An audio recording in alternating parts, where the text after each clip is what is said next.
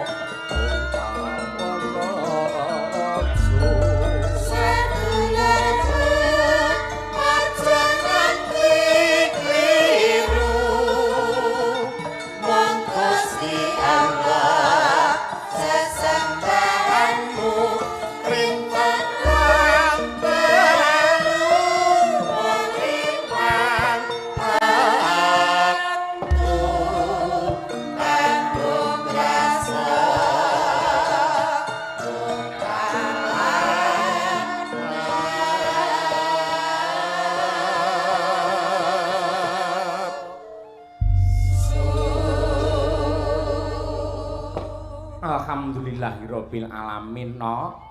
Ya mak ya. Ripalungguhan iki sing dianti-anti wis dadi bukti sing ditunggu-tunggu wis lumaku. Ya. Anggone ngestokake dawuh para pepunden lan para kadang-kadang panitia dalam rangka merti desa ing dusun Segrumung.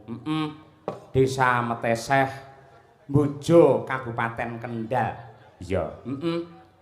Nadyanto nembe sepisan ji iki awake dhewe sowan ning nyatane semangat yang kuat sing ditindakake dening para warga masyarakat anggone cancut gumergut gotong royong samar sinamadan daya dinayan dipandhegani karo kabeh para panitia sing nyatane sudah mempersiapkan adicara wayangan iki wis pirang-pirang dina yen perlu pirang-pirang minggu. Ya kaya ngono.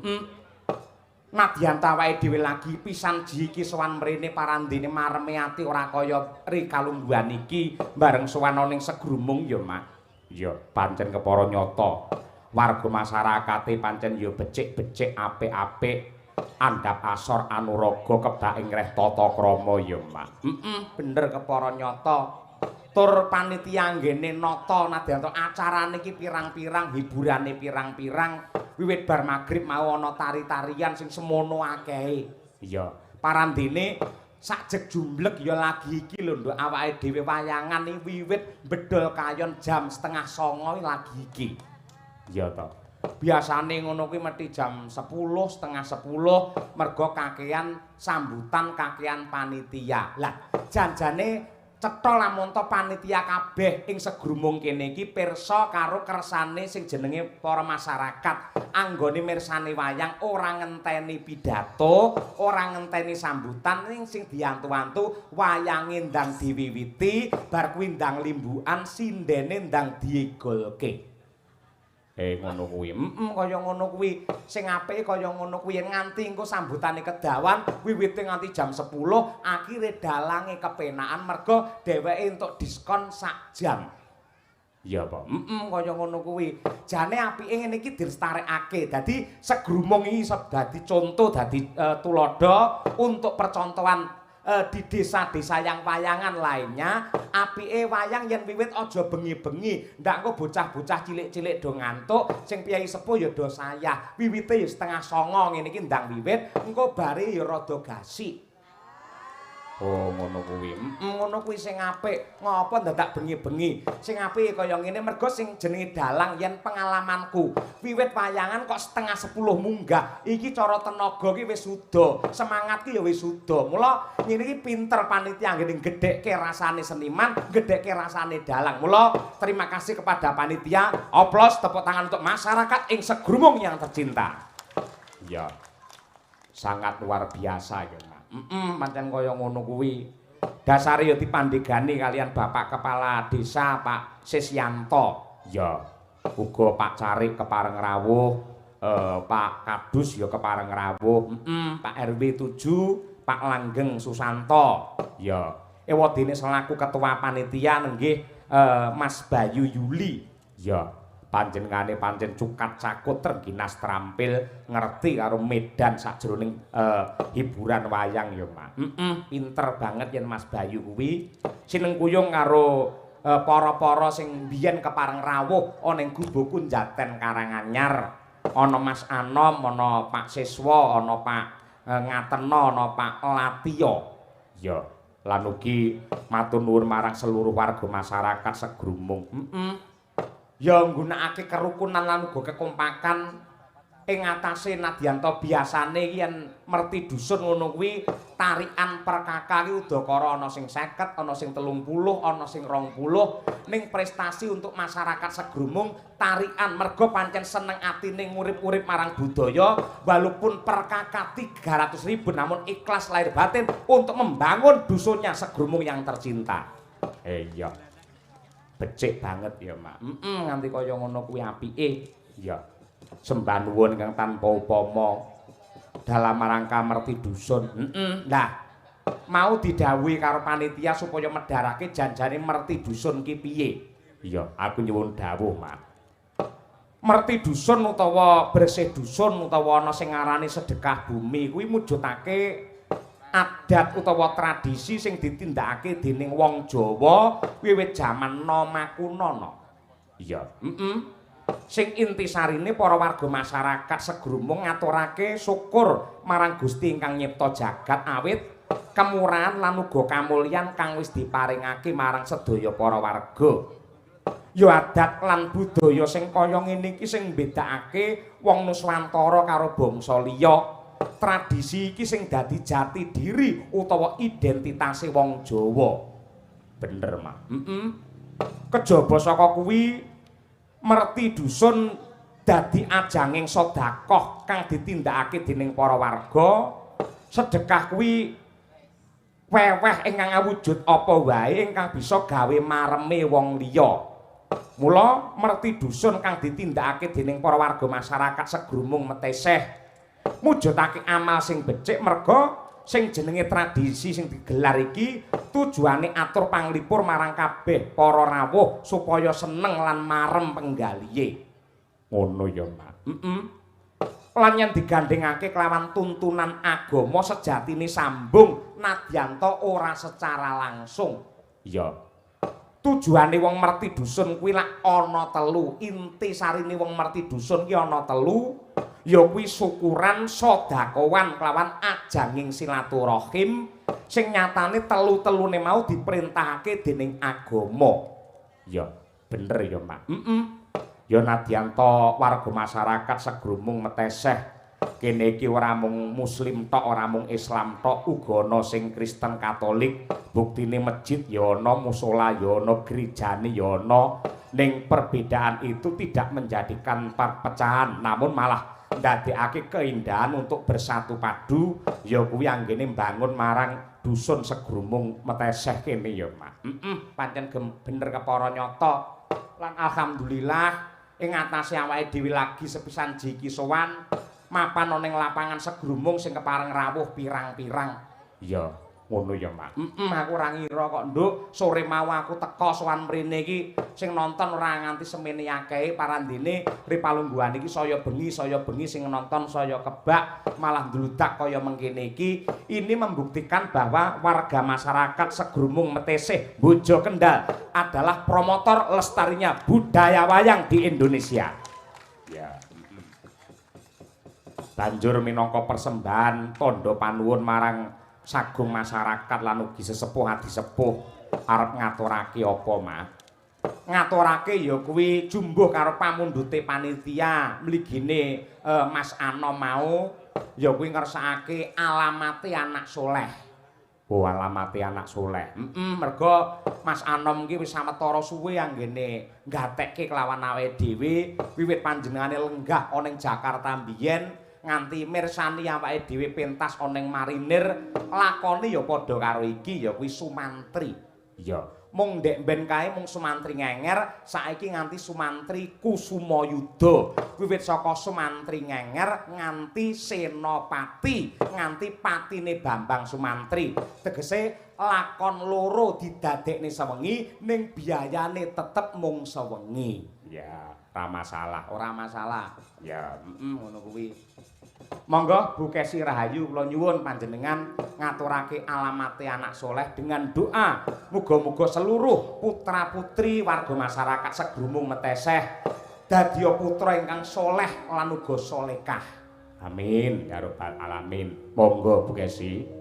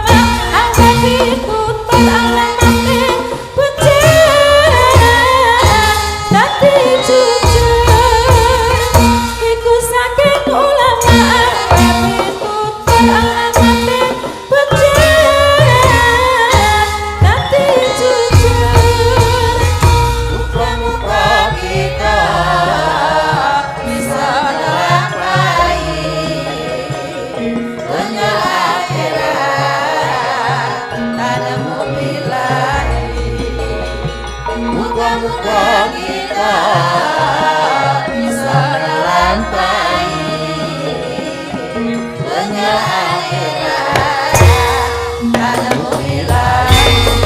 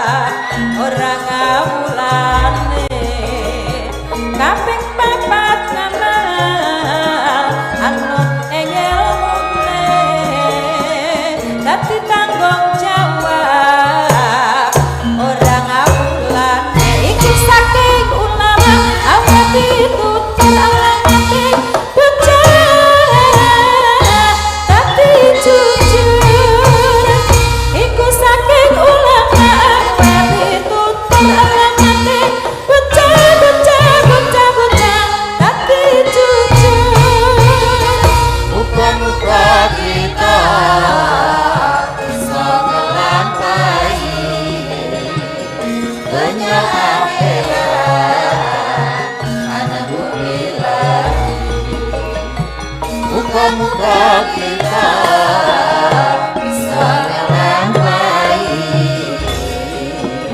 dunia akhirat karena bumi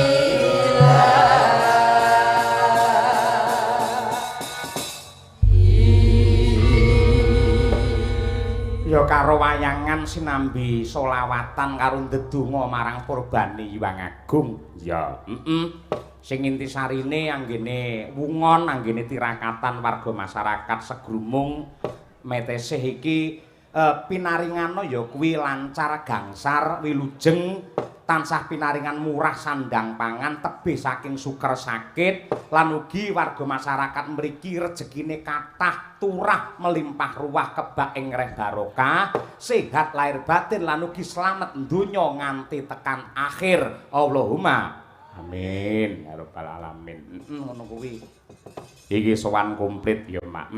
Komplit para kanca-kanca saka paguyuban Madangkara dasare dipangestoni karo abahmu ya kuwi Abah Sis saka Kertosari. Iya, sing wis kepareng njagong yawahe dhewe wiwit bar magrib mau. Matur nuwun. Sindene ya ana nenem ya kaya biasane. Nadyan ta nenem ning iki inti kabeh, iki jos kabeh, ora mung ayu rupane ning swarane ya wis kena ditandingke. Wah iya apik-apik. Ayu-ayu luar biasa. Nek nyawang sinden aja suwi-suwi, engko iso pikirane iki dadi kesruh, pikirane dadi rusak, dadak mresakne ning RSJ Salam Sari ngono lho. Ha iya ngono kuwi.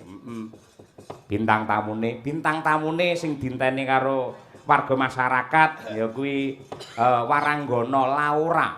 Laura ki apa? Lanang ora wedok ora. Sing wis kondang kaloka. Saka Klaten iki duo sinden. Ya, Mbak Mimin karo Mbak Apri. Ya, elok. Mbak Apri ya tambah cantik, tambah jos, tambah istimewa. Kaya Jogja dhek ya. Talem ngono iki jero wis gatel kabeh kok dhek nduk. Ayo ngono. Ya, Mbak Mimin alhamdulillah sehat. Sehat walafiat. Yo dihormati men jumeneng nganggo dayoe teko. Ya, monggo Mbak Mimin, Mbak Apri, monggo. Yuk.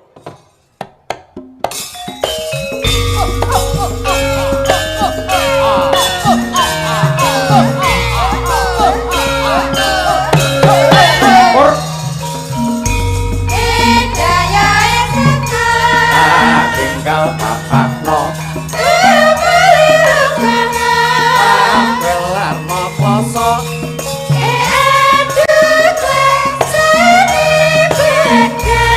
Tambalan janda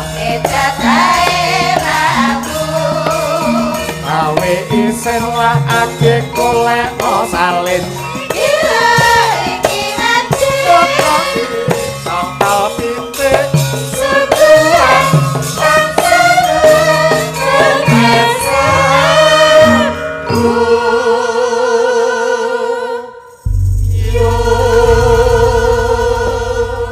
Sugeng dalu Mbak Apri. Sugeng dalu Mbak Limbuk Mak Cangik, kula ingkang sowan. Aduh, pripun sehat nggih? Sehat pangestu panjenengan. Nggih, saking Klaten bidal jam pinten wau? Mau jam 7:30. Nggih, lancar perjalanannya. Lancar. Nggih, syukur. Nggih. Lah rawuh mriki jam pinten iki, Pak? Dugi mriki kula jam 11. Sedasa langsung njujung mriki napa transit? Langsung mriki wong selak pengin panggih panjenengan kok. Nggih, sami kula pun kangen kalih jenengan. Lah, nggih. Saestu. Kalih panggih kalih jenengan niku Mbak Apri jan lek petuk pengen salaman, pengen ngrangkul. Alah ya. Nggih, Allah. sami menawi kula panggih kalih Mbak Mimin yo jan pengen jotos raine. Kok dibenten-benten ke lho? Mboten saka gemes kula ngoten lho. Ki Cahya Kuntadi ingkang kinurmatan. Inggih kados pundi Ayu Dewi? Upami panjenengan mboten mirsani sisih mriki kedahipun panjenengan nggih gandanipun menawa kan kula menawa le dugi mriki riwuyen kula timbangane Dek Apri. Kedahipun dibageke kula sik secara usia nggih tuwa kula, secara kabisan kadewasan nggih mumpuni kula, secara dugi mriki rumiyin kula. Kok bocah wingi sore urung pupuk lempuyang kok dibageke. Oh jenengan riyen. Nggih. Mundur. Nggih. Iya. Aduh, assalamualaikum Mbak Apri. Sehat nggih Mbak nggih? Waalaikumsalam Pak Yoyo sehat. Alhamdulillah laris niki Agustus niki. Alhamdulillah ngantos niki roja raja awake niki. Ya ampun.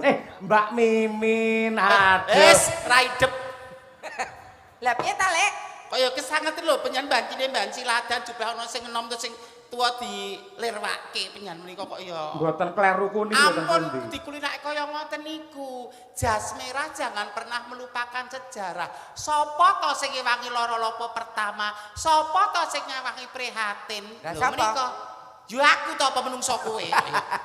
Jadi orang yang nyon sewu jadi jangan karena adanya orang baru menika terus ngantek nglirwake wong lawas mawon nganti. Nggih. Sing lawas niku sinten? Nggih kula to. Oh, jenengan melu lara lapa? Injih. Rekoso kalih kula. Nggih zaman pandemi wayang niki ra nggih kula telenu kok riyen. Pandemi 3 tahun jan mboten kemutan. Masa ta? Lah ya dipertahanke Kang Mas aku aja dijual aku ya ngono kuwi zaman pandemi. Kang Mas. Gapure. Nggih. Sowan wonten Sebenhun. segrumung.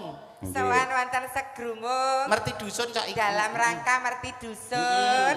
Kula dongaaken warga segrumung tansah pinaringan dirga yuswa, rezeki ingkang gangsar berkah barokah, Amin. tutuk momong putra wayah, ingkang sekolah pinter sekolahe, Amin. ingkang olah tetanen panenipun matikel-tikel, Amin. ingkang nembe meteng mugi lairan kanthi slamet, sok nek anake lanang dadi lanang tenan. Tulen. Nek metu wedok dadi wong wedok tenan. Tulen tenan. Aja kaya kowe. Kowe Ya kowe. Aku arep foto kan dok mutuk nih jane. Mutuk apane jenggotmu lho ra resik le ngeroh. Jane bar ngasar ya wis tak kerok, wis tak cukur kok. Cukur Bar- neh. Bar mari kok sridik-sridikin rezeki kak banyu milih Kak Ismi. Aja nganti brewokan. Aku kok ndak ketok-ketokan Mas Imam lho. Mbok wis Pri.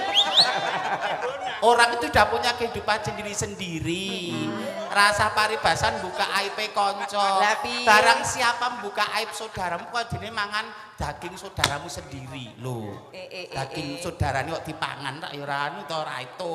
Wis sing lagi treni. Terus jejere wong wedok, Heeh. pinter njoro langit, sugih sundul langit wong wedok, paribasan bandamu duitmu ki omongke pegawe ngungkuli wong lanang, tapi imam keluarga lah teteplah laki-laki kudu tetep hormat. Oh, dadi Peh kowe artis kondang ngono karo wong lanang terus wong lanang tok kon ngumbahi, tok kon memeni kotang barang ngono kuwi ra itu agama tetep imam keluarga laki-laki. Intine ki wong wedok ki sesuai kodratnya tetep dadi makmum. Wong lanang dadi imam. Lah kan ya wis aku makmum kono imam. Mbok umume Mas mbok ya nyawang. Bang, wedhus sing ngerti lanang wedoke kok jenengan kok ya ora. Bose to, Mbak Apri iki perlu tak takoki. Kuwi dadi apa? Imam. Sampeyan dadi makmum. Selek makmum sampeyan melu golongane wong wedok apa wong lanang lek salat jamaah ngono kae? Anu kok kula tenggen sekatan tengah niku teng dhuwure. Ya nek masalah ibadah ya anu apa mesti. Mboten kula nggih nek ibadah nggih. Lah ya aku ilek nggih teng ajeng to kula. Heeh. Tegese ning kiwa apa tengah dadi lak sing tengen ki Kyai Kakung, kiwa Kyai Putri utawa ngarep Kakung, mburi ki Putri. Jenengan manggen ning endi ngono? Ngarep. Lanang. Ngarep. Nggih. Nggih, merti dusun ingkang dipun tindakaken dening para warga masyarakat Segrumung Desa Metesih Mbojo Kendal mriki sangat luar biasa. Niki persiapannya sampun pinten-pinten minggu.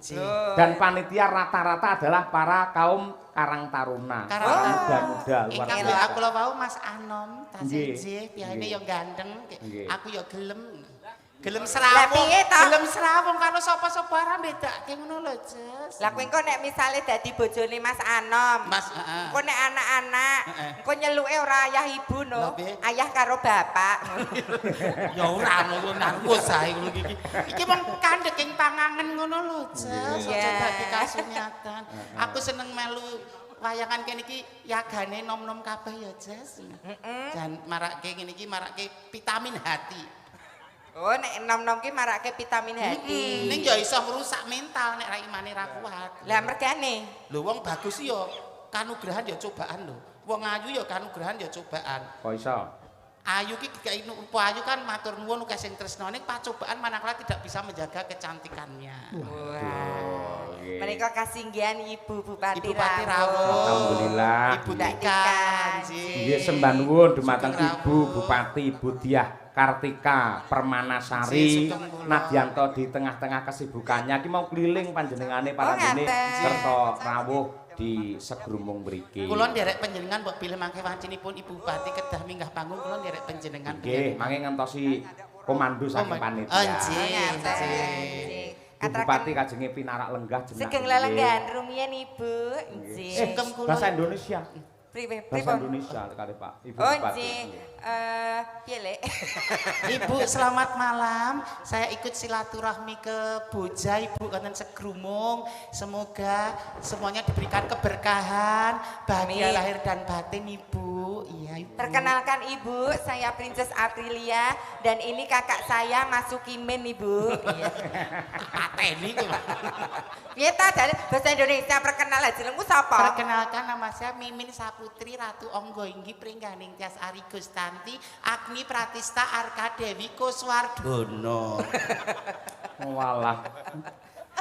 Lho nyatane ya iki lho, Apri ketok ya cantik kaya ngene ngelokne kowe Sukimin. Jenenge asline sapa? Panut. Lah. Kepruk. Panut cok cantik. Kan Mohon maaf, dumateng mohon izin Ibu Bupati, ini kedua-duanya ini dari Klaten. Memang kalau dilihat parasnya seperti widodari, cantik sekali. Namun di dalam jarinya ada lato-latonya Bu ini. ini sanes lato-lato. Lah apa? Kutil.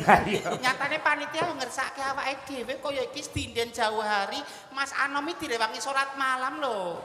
Mas Anom panitia niku. Nggih Mas Anom niku bintang tamune sapa ya? Bintang tamune sapa ya? Salat malam ketemune Mimin. Ora kok Sukimin. Kepruk. Ket mau ngentahi Mbak Yuni terus lho, kapan aku payune? Mula nganti umur meh 50 urung payu ki mergo ngene iki kandhanono to Mbak Mimin. Najan kaya ngopo lan kuwi Mbak April lak pernah juniormu to. Lah ngono dikandhani piye carane supaya beretika duwe tata krama tetep njunjung tinggi kepada yang lebih senior. Lho, kula kurang beretika pripun lho? adat ketimuran ingkang sepuh menika padhe dihormati. Mbuh Hormat. tangga, mbuh pakne gedhe, mbokne cilik, paribasan kita harus menghormati. Men ana pilahe endi adat ketimuran karo adate kono-kono. Lho aku ki kurang bekti piye karo kowe. Angger kowe masuk angin, aku ya gage-gage langsung tilik. Tilik ora mara wong tok. Ya tak gawani gula, teh, roti Roma kelapa. Ya cocok. Sak blarake, sak bajing-bajinge tak ketutke. Patenon aku Pri. Nggih, barangkali mohon maaf mohon izin dumateng panitia kalau memang sudah waktunya Ibu Bupati untuk paring dawuh saya persilahkan monggo. Sampun sumadya. Oh nggih, sampun. Mohon izin Ibu. Mari kangen Mas. Ayo pelok 6 coba kaya apa nggih. Nggih. Jebul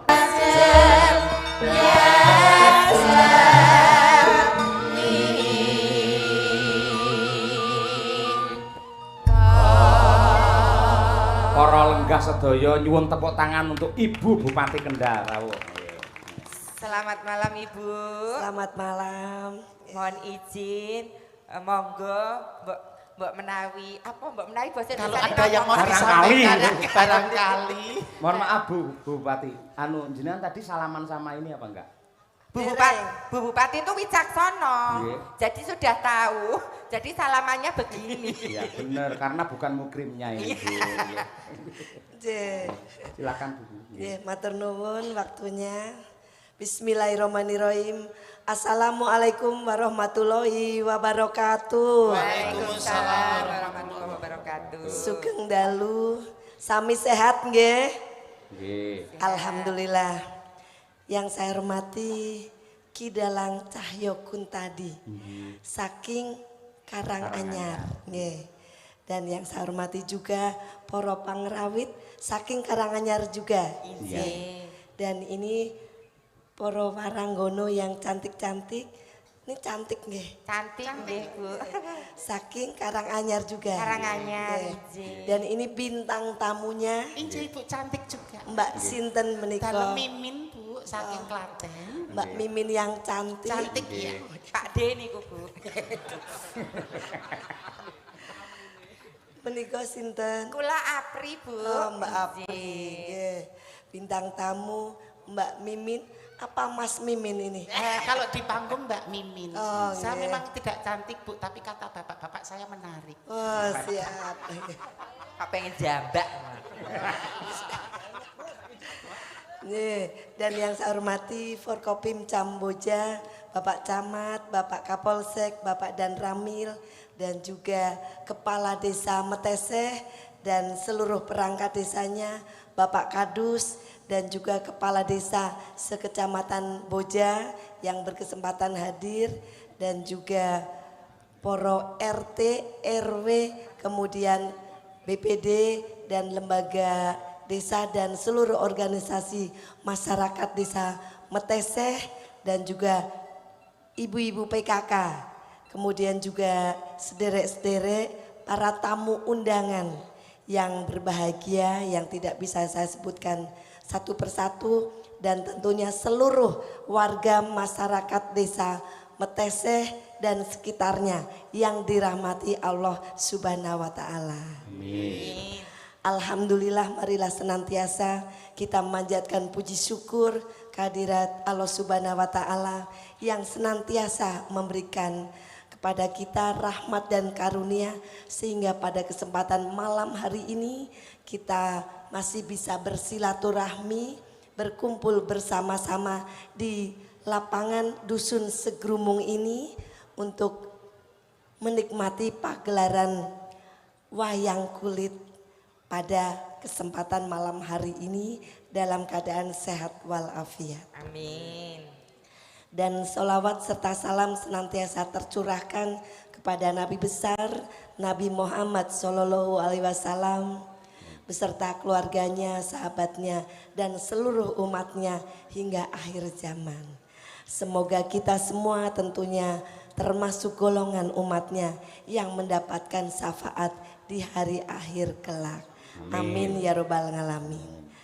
Bapak Ibu para hadirin yang berbahagia, alhamdulillah pada malam hari ini kita bersama-sama menikmati kemeriahan Hari Kemerdekaan Republik Indonesia, di mana bulan Agustus ini memang bulan yang sangat bersejarah bagi bangsa Indonesia. Nggih, Mbak Mimin. Ibu. Ibu terpukul sama saya. Gimana Bu, kok kelihatannya kok gila ngoten jenengan? Kok gila pripun to? Ibu kagum ya Bu sama saya ya Bu. Ibu itu terpukul. Terpukau. Oh terpukul.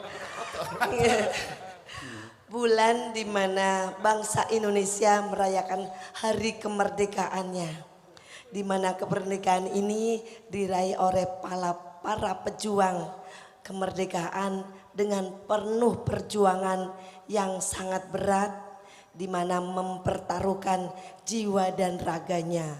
Oleh karena itu kita semuanya bersama-sama untuk merayakan kemeriahan Hari Kemerdekaan Republik Indonesia dengan kegiatan-kegiatan positif yang bermanfaat dan tentunya memberikan keberkahan pada kita semuanya. Amin. Dan sekaligus ini hari Merti Desa. Merti Desa, Desa Meteseh. Oh, Desa Nggih. Kegiatan Merti Desa ini tentunya juga sebagai wujud syukur. Wujud syukur kepada Allah Subhanahu wa taala atas karunia yang telah diberikan Tuhan Yang Maha Esa, Allah Subhanahu wa taala kepada kita semua, karunia berupa kemakmuran, rezeki, kesehatan, keselamatan, dan juga karunia-karunia lain yang telah kita nikmati bersama-sama ini. Dan alhamdulillah kegiatan ini puncaknya diadakan kegiatan pentas wayang. Pentas wayang ini tentunya sebagai wujud upaya untuk pelestarian wayang yang merupakan salah satu pilar kebudayaan nasional, merupakan warisan yang tak ternilai harganya. Dan saya juga mengucapkan terima kasih dan apresiasi kepada Desa Meteseh ini beserta seluruh panitianya yang telah berupaya juga untuk nguri-uri budaya sebagai wujud perhatian kita kepada budaya Indonesia yang sangat beragam dengan keunikan masing-masing. Tentunya agar supaya anak cucu kita tetap bisa menikmati budaya asli bangsa Indonesia. Dan pada malam hari ini kegiatan wayang kulit ini dan kegiatan pagelaran wayang kulit ini juga merupakan salah satu media massa untuk memberikan informasi dalam berbagai hal. Dan juga tentunya Pak Kidalang nanti akan memberikan lakon yang menampilkan filosofi dan moral untuk kita semuanya yang tentunya sangat bermanfaat untuk kita bersama. Dan tentunya ini kegiatan pagelaran wayang ini merupakan tontonan yang hiburan. Pagelaran wayang ini merupakan hiburan yang berwujud tontonan yang mengandung tuntunan untuk memahami tatanan yang tentunya sangat bagus apabila kita terapkan di dalam kehidupan sehari-hari kita. Karena itu marilah kita bersama-sama menikmati pagelaran wayang ini yang tentunya nanti lakonnya dari Pak Kidalang yang akan ditampilkan akan memberi pesan-pesan moral, pesan-pesan yang positif bagi kita semuanya. Demikian Bapak Ibu semuanya yang bisa saya sampaikan, dan kita semuanya berdoa agar supaya kita semua diberikan keselamatan, diberikan umur yang panjang, diberikan kesehatan, dijauhkan dari segala mara bahaya, dan tentunya diberikan kemurahan rezeki yang berlimpah agar supaya kita semua bisa membantu sesama yang membutuhkan. Dan tentunya semoga semuanya putra-putrinya diberikan putra-putri yang soleh dan solehah. Semua usahanya juga baik. Di sini rata-rata pertanian dan UMKM nggih Pak Lurah. Nggih, semoga desa Meteseh ini juga semakin maju sehingga tentunya kesejahteraan masyarakat desa Meteseh ini akan terwujud. Nggih, demikian Ibu Bapak semuanya, para hadirin yang dirahmati Allah Subhanahu wa taala. Terima kasih, alhamdulillahirabbil alamin. Wassalamualaikum warahmatullahi wabarakatuh. Waalaikumsalam warahmatullahi Mohon izin wabarakatuh. Ibu Bupati, apa diperbolehkan saya ada sedikit pertanyaan. Mohon maaf nuwun sewu, menurut informasi dari masyarakat Meteseh sini bahwa panjenengan itu sering rawuh atau hadir di acara wayang kulit yang digelar oleh masyarakat di Kabupaten Kendal. Itu sebabnya apa Bu kok sampai seperti itu? Jadi sebelum saya di kepala daerah, saya sebelumnya di DPRD provinsi. Oh iya. Dan di DPRD provinsi ada kegiatan metra, yaitu media tradisional. Kegiatan sebagai wujud pelestarian budaya lokal. Dan setiap kami mengadakan kegiatan tersebut, masyarakat ini banyak yang antusias karena mereka juga berharap para pelaku seni, terutama ini untuk pelaku seni tradisional, untuk terus dilibatkan di dalam kegiatan-kegiatan yang ada di pemerintah Kabupaten Kendal. Dan tentunya sebagai wujud perhatian saya sebagai kepala daerah di Kabupaten Kendal, apabila ada kegiatan-kegiatan pentas kesenian tradisional, tentunya berusaha untuk hadir juga. Luar biasa, cinta terhadap budaya ya Bu. Siap. Berarti kalau wayang itu sangat banyak manfaatnya untuk masyarakat. Iya. Tapi saya mohon maaf belum begitu percaya kalau jenengan belum nanggap saya Bu. Siap, nggih. Marketingnya jelas ya, Le. Saya sudah dapat nomor kontaknya Kidalang Cahyo kalih panitia. Alhamdulillah. Tanggal berapa Bu? Saya bisa Bu.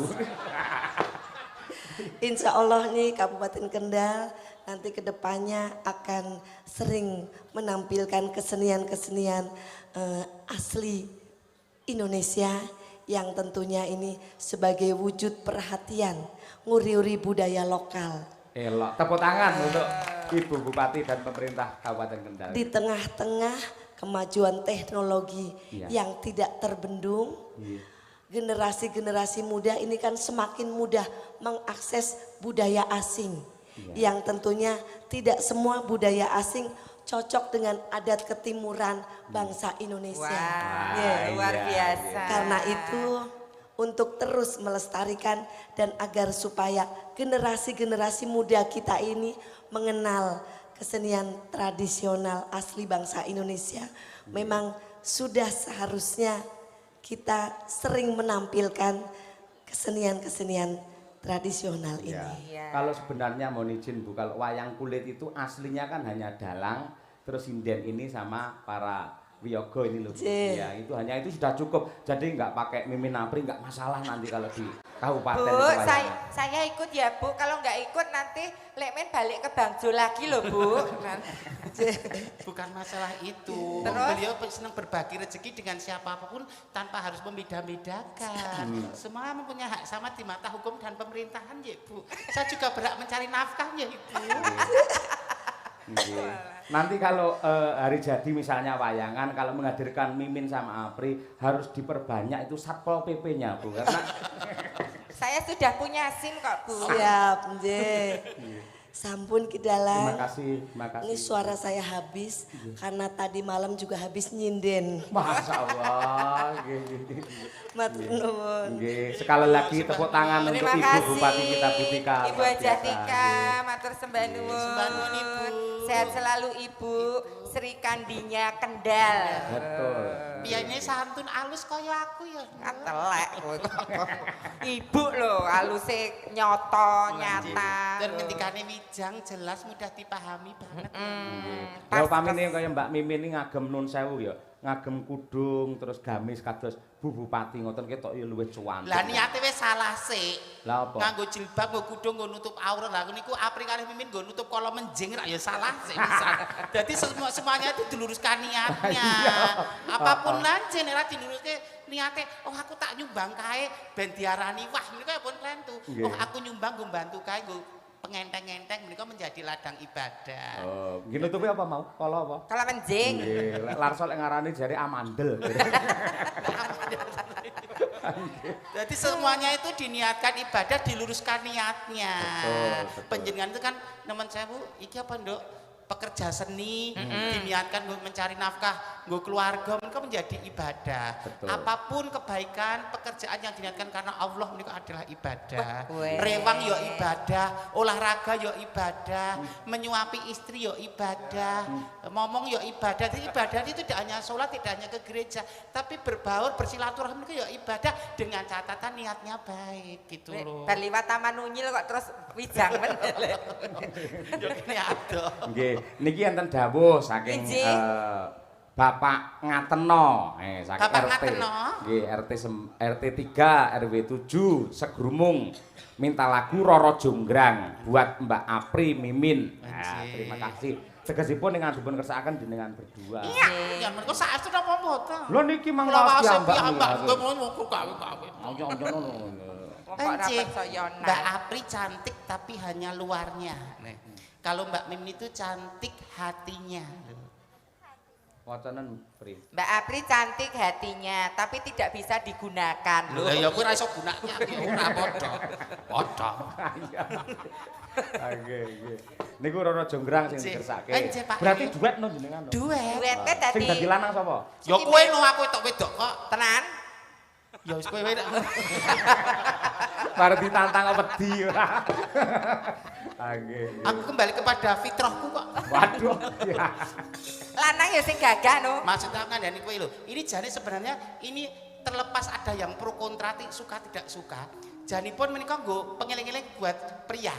Loh, Apri itu kan cowok, Nggih. tapi kok bisa cantik? Berarti istri panjenengan, garwa panjenengan yang omah ki nek disayangi, digemateni, dicukupi nafkah lahir batine, tidak disia-siakan juga menjadi cantik. Nggih. Ojo golek kecantikan di luar sana manakala bojomu kamu sia-siakan. Nggih. Loh. Tur pesane ora ngono. Apa? Aku dandan ngene iki pengiling-iling kanggone wong lanang. Apa? Nek nyawang wong wedok aja mergo rupa, Lah iso. aja mergo body. Terus?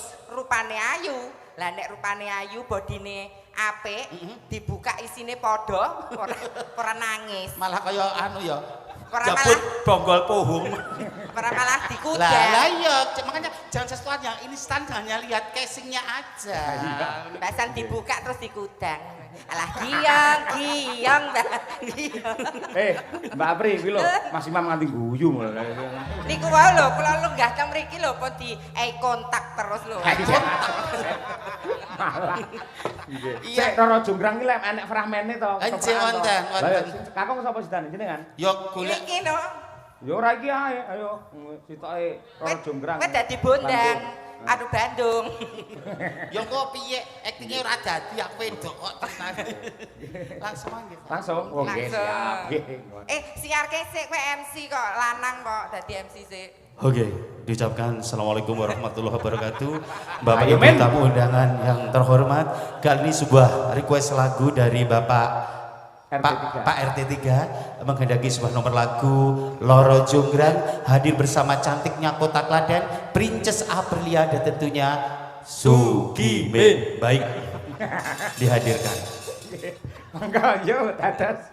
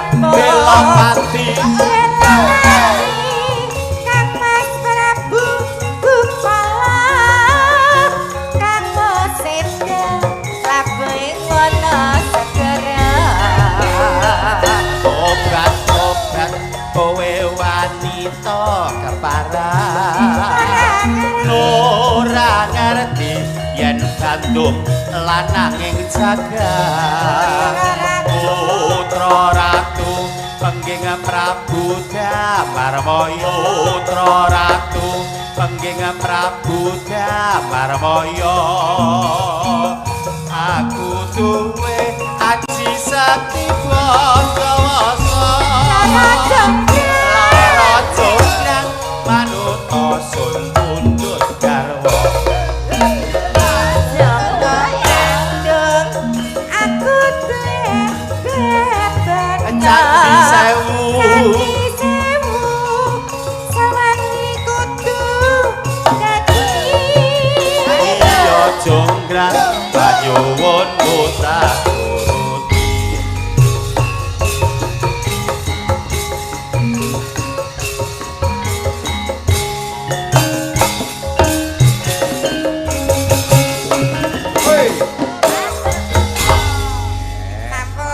Sampun pamrutan Pak RT 3. Nggih.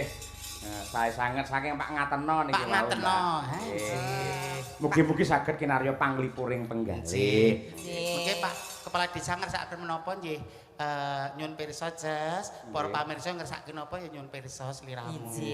Klebet Pak Camat ugi Pak kepareng Camat. rawuh. Oh, Pak Camat ugi rawuh. Jajaranipun Nggih saking Koramil, saking Polsek. Polsek. Kok dengaran kowe ra wedi lho Pak Polisi ya, Ya Lek. saiki ora to Pri, masa jahiliyah kan sudah berlalu. Ya jelek wedi nek kegaruk.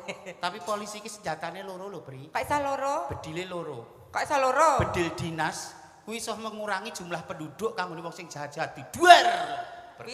Berkurang jumlah penduduk. Lah sing siji Sing siji bedil pribadi kuwi iso nambah jumlah penduduk. ya tergantung loh, tergantung lek ditembak. Lah kok apa? Lah nek sing ditembak kowe apa ora malah tempuk peluru do peluru. Mentahi Mbak Yuni ae ket mau. Dosa lho kowe mriki aku. Ket mau aku tok mentahi terus lho. Lah piye ta lah kowe iki kok lah tergantung lek ditembak. Mediane Iya kok. Nek ra jahat ya ora ditembak ngono kuwi jenenge pengayom masyarakat kok beliau. Iya. Lan ugi niki disusul kalian adik kula saking Biting niku Mas Adam. Oh menika Dadi iki. ning kumpul kendang niku. Dadi kanca-kanca men preso. Dadi logo Madangkara iki sing kerancang niku Mas Adam niku. Weh. Kiai saka kene, kiai saka Kendal Oh malah. kendal.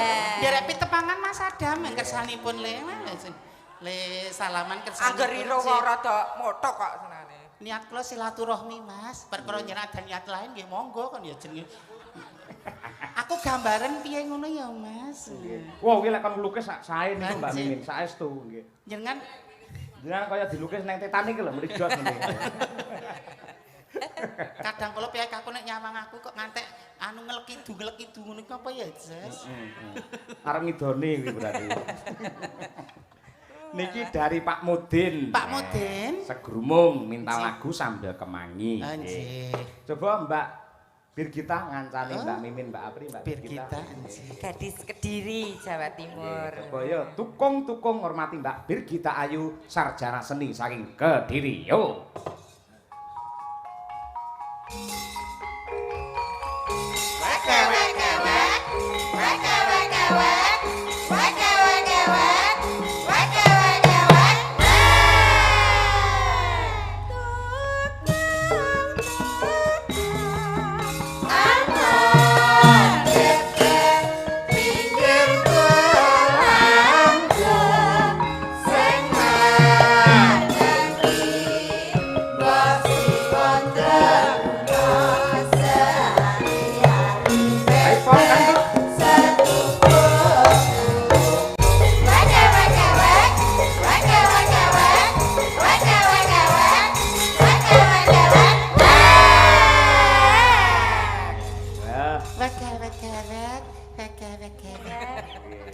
Kok nek sing aku ngono kok ora ada seneng ora ada semangat ngapa ya? Lah kowe nek ngene rasa muni wek-wek. Apa Loh, sapa? coba nek Birgita wek mesti tukang kendang jaiponge mesti nyaut. Wek wek wek wek. Wek wek wek. Wek wek wek. Wek wek wek. Ya Brigita coba aku. Cedek injas. Siap ya Mas? Wek wek wek. Wek wek wek. Wek wek wek. Wek wek wek. Masih Mang Jan ra kedhe Pak, masih Mang Pak ya Allah, masih Mang Jan. Ora Birgita apik, iki mau Mbak Apri ya. Apik. Lah iki maskote ya iki mau. Ayo. Saiki Dedek ya Mas. Nggih. Ayo Lek. Tolong Dedek diiringi ya Mas. Coba kaya apa? Ngopo kok underestimate banget karo aku to? Dikira aku ndak ada kemampuan ngono to, Mas. Semua orang itu punya kelebihannya masing-masing, Mas. Jangan memandang sebelah mata. Yo. Wek wek wek. Wek wek wek.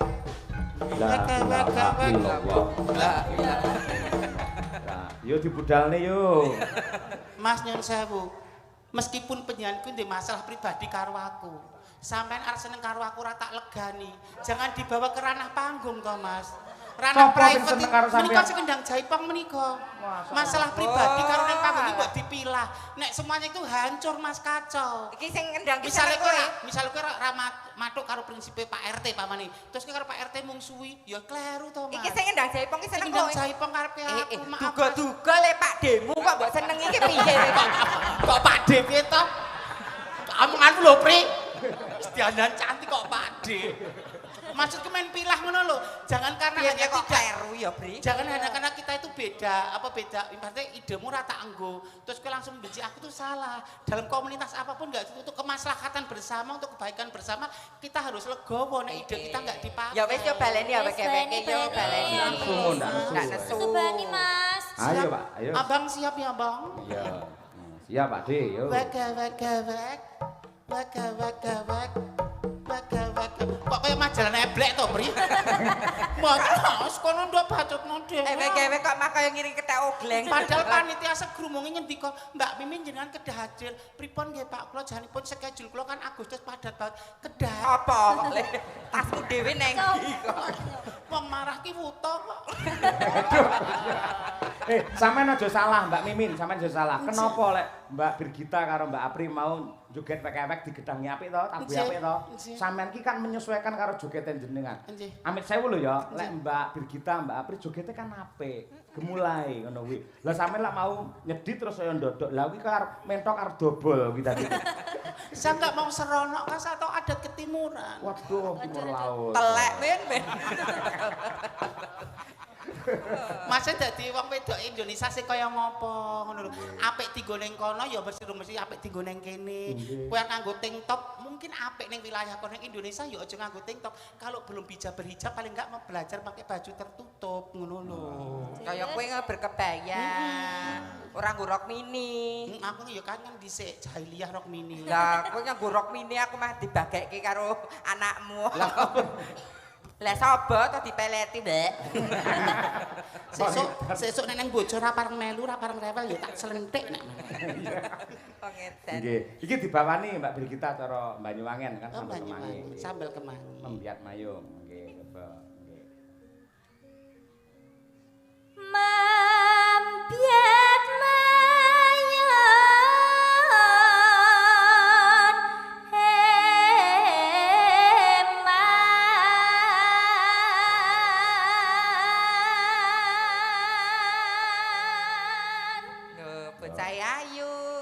wedok tenan lho, suarane apik, cocok.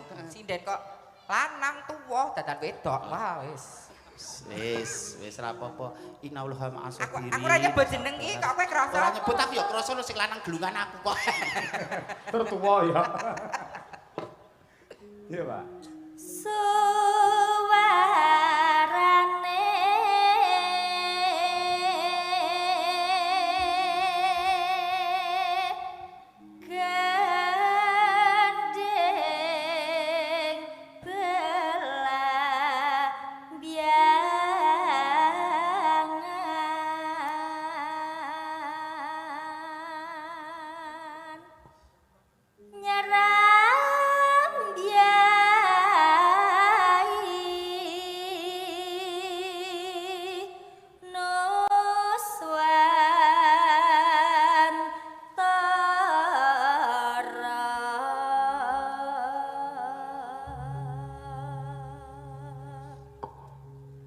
kowe kaya Brigita ngene iki. Ya iso tekan aku beri kesempatan yang muda biar ada generasi tongkat estafet. Nek kabeh tak monopoli, ayo aku pinter, aku wasis aku, yang lain diberikan kesempatan apa? Oh, dadi kowe jane ya iso. Jane iso, tapi aku mang wonge mung meneng tumak ninah ayo. Mbok nyoba sithik ayo. Kersanipun wonten tongkat estafet. Yo, tinikanipun Mas. Nggih. Coba sing apik Mbak Mimin, mergo sampean gurune sinden lho. Rodok mundur, Nduk. Dadi men pilah. Oh, iya. Biar ada mana yang masih proses belajar, mana yang memang sudah kokoh. Mana yang masih belajar, mana yang hampir modar. Ya, tahu belum jadi. banyu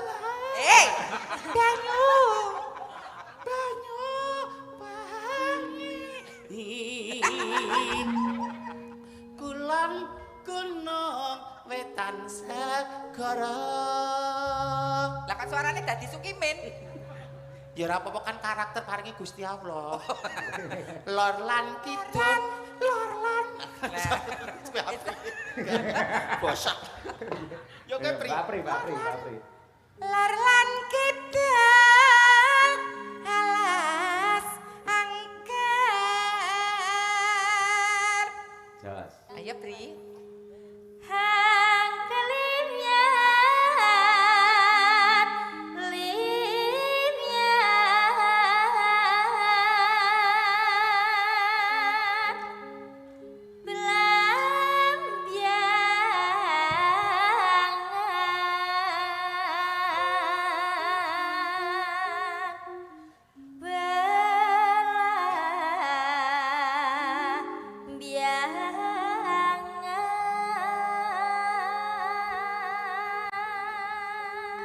Yo. Yuk.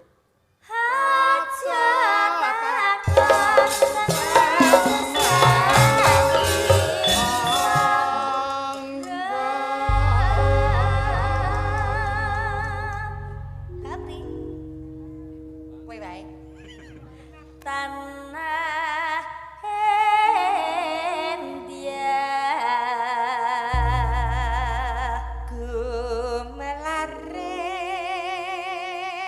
Gumeliaring Taman Sari Nuswanta penuh dengan teknik Pak. Delok tenan lho iki, jos tenan lho iki. Nggih. Belambiangan, kumelane taman sari Nusantara. Belambiangan, kumelane taman sari Nusantara. Belambiangan susah sekali, tak ojo takon. Pirang-pirang murah ya wis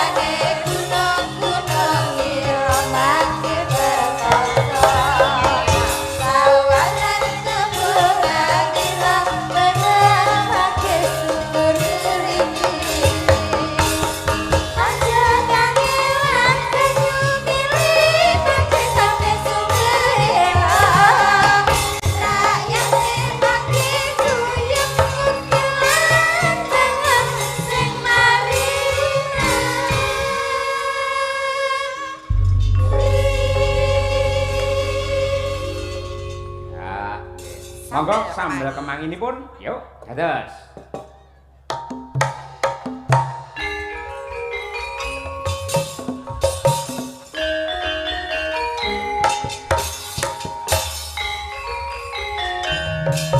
Woi.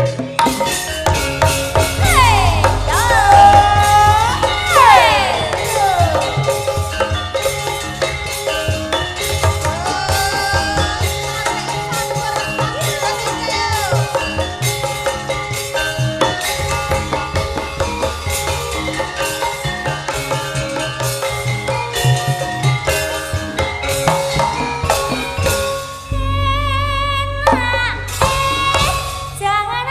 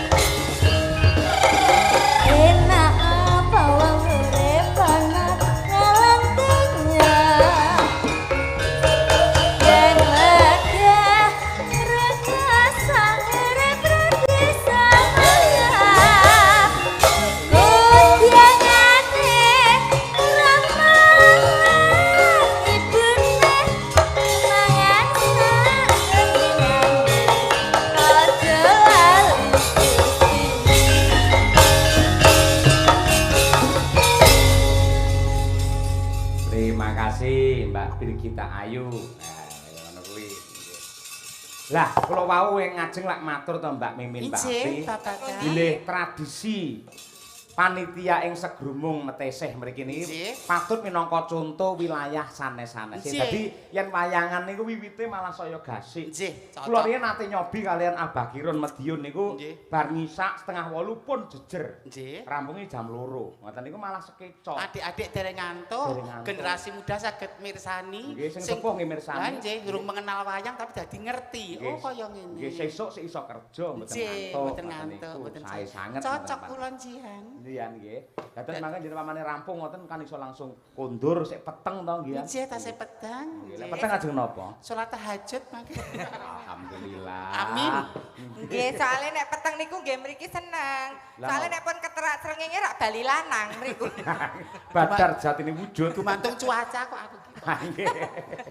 Nggih, luar biasa. Gentos Mbak Winong Nawangsih. Nah, menika nggih. Ayo Ina. Ku tak tang dang ngatene Mas. Ya, men jumeneng Winong Nawangsih dari Tulungagung. Yo.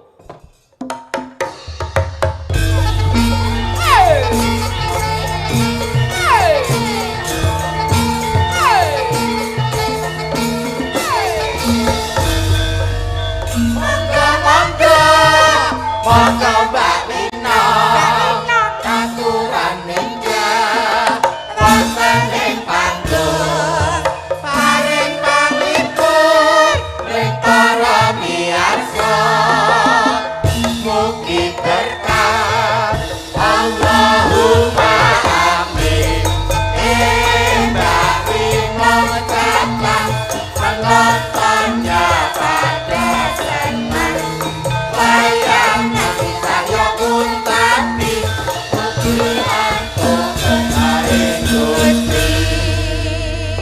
Niki lak generasine jenengan Mbak Mimin. Ini Gen Z. Mula nggih supaya niki cara anune terarah ngoten jenengan paringi nasihat-nasihat. Pewarah. Karena ini kan juga masih kuliah. Iya. Usianya berapa, Nok? Masih 21. 21 tahun. Ibaratnya bunga lagi mekar-mekarnya. Nggih. Boleh pacaran. Pacaran tapi pacaran yang sehat. Pacaran jatuh gimana? Misalnya digoncengke, mosok digoncengke ra gelem digoncengke temen cowok boleh, tapi ada tapinya. Gimana? Pakai jaket terus duduknya gini. Jadi misalnya itu jalan polisi tidur mumbul, dia gore tok